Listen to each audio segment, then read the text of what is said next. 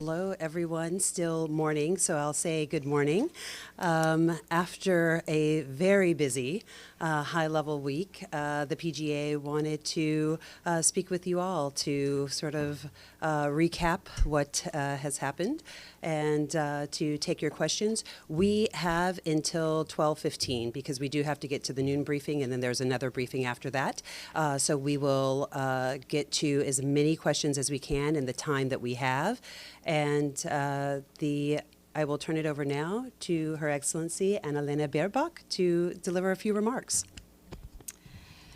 Well, still good morning also from my side, and thank you for being here at the end of the whirlwind that was the high-level week. I would like to use this opportunity to look a bit back at the high-level week and also focus on where we go from here on.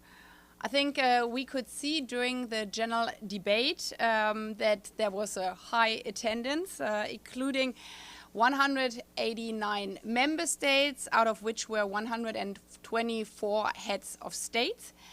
And as you might have heard in my opening speech, I opened the debate underlining that the United Nations is at a crossroads facing political and financial pressure, but also stressing that we need the United Nations more than ever and that we shouldn't give in to cynics who weaponize the difficult situation and sometimes also the failures to question the entire organization. And I would say if anybody had a doubt if this organization still matters or still is relevant, you could see it, how crowded the room was, not only on Tuesday, but also on Monday already. So therefore, I'm summing up that this is the house of diplomacy and dialogue, that the role of the General Assembly especially has increased over the last time. And that the debates we had in the General Assembly, obviously, they were in some parts controversial, but this is all about this institution, that we do have the hard debates about the hard topics. During the debates, we could also see that the most pressing issue is peace and security. Member states always related to the situation that we have the wars ongoing, not only Gaza, Ukraine, Sudan, but also the forgotten ones. Many of them underlined that without delivering on the 2030 agenda, the SDGs, sustainable peace won't be reached. And also in my bilateral meetings, I had roughly 70 bilateral meetings, the issue of delivering on the SDGs, facing the climate crisis, by that ensuring that the biggest threat of the century for all, the climate crisis, will be managed together, was the overall theme. Obviously, it underlined as well in the debates that we have to have discussions on these topics connected to peace and security. But it was also made very clear by many speakers, what I touched on also at the beginning of the General Assembly and the high-level week, that if we are failing on some of these topics, it's not the UN as such which is failing, but the UN is only as strong as we collectively uphold the principles of our charter, the principles by international law. And we could hear and see that again also this morning at the veto initiative debate. Having said this, I felt a strong spirit for many countries, underlining that this is not only the place where we should discuss hard topics, but this is a life insurance for their own countries.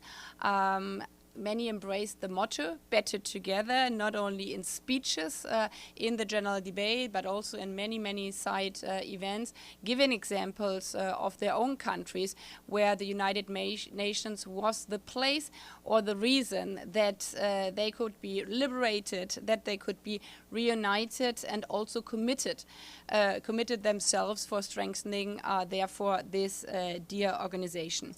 So the questions around the UN80 initiatives, the reform of the United Nations was also one of the biggest topics in the bilateral discussions, as you can imagine. I encouraged member states to take back home the discussions here, how we can strengthen the organization, how we can look at the financing, how we can make it more efficient, more agile in these times, and also encouraged the foreign ministers and head of states to bring these debates to their national parliament. Because we know it's one thing to give a speech here at the United Nations, but then when you're faced again with debates on taxpayers' money or on certain topics in your national parliament, it might sound a bit different.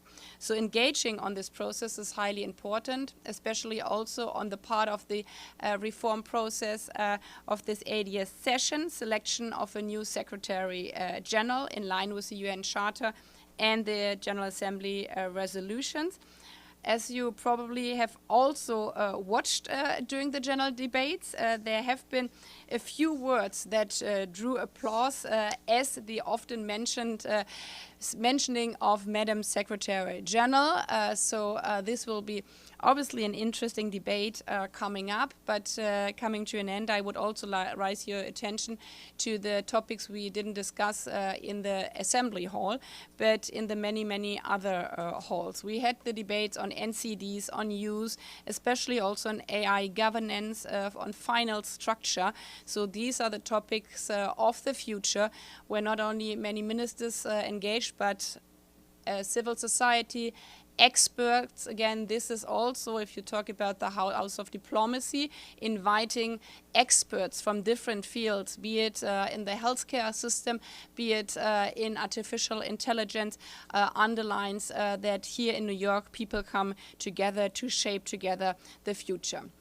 Overall, a high-level week is also a very personal thing, not only the new dimension of speed dating. I was used to bilaterals in 30 minutes. Now there was a way less time on the speed dating mode, but it's also about trust building. Trust is the currency of diplomacy, and I think one could see, especially when we were commemorating 30 years of Beijing Declaration, when one female leader spoke after the other, that joining forces, taking the right course at the crossroad, doing the right things and stand up for certain rights also gives a special spirit which carried over the upcoming days of the high-level week. So now that the speeches are done and the high-level meetings are over, we get down to the hard work of delivering on commitments, knowing that our world is not perfect, so we will struggle again. But I believe that not only this morning's debate on the veto initiative, but what followed after the two-states conference, also as the plan from the US president is a case for that this week really mattered, bringing real results. So we keep up working, unafraid, unbroken, and in the spirit outlined in our just launched one-year-long campaign, Better Together. And I thank you for not only participating today, but especially covering this high-level week, because this is all about to bring it to the people around the world.